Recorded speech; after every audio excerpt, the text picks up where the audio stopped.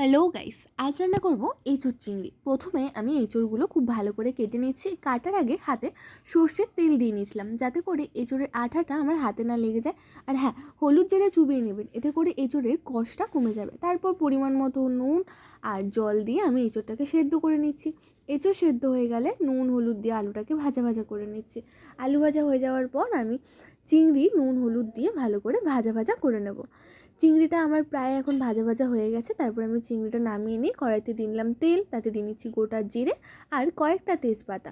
দেওয়ার পর আমি আদা পেঁয়াজ রসুন বাটা মশলা দিয়ে নিলাম, তাতে দিয়ে দিলাম টমেটো কুচি, পরিমাণ মতো লঙ্কার গুঁড়ো আর হলুদ দিয়ে ভালো করে মশলাটাকে কষিয়ে নিচ্ছি।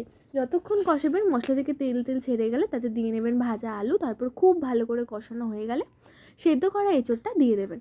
তারপর পরিমাণ মতো জল দিয়ে বেশ কিছুক্ষণ নাড়িয়ে চাড়িয়ে নিয়ে ফুটিয়ে নেবেন, ব্যাস। আর তারপর সেই ভাজা চিংড়ি মাছগুলো ছড়িয়ে দেবেন। নামানোর আগে অবশ্যই গরম মশলা দেবেন, দারুণ খেতে হয় বন্ধুরা, দুর্দান্ত টেস্ট।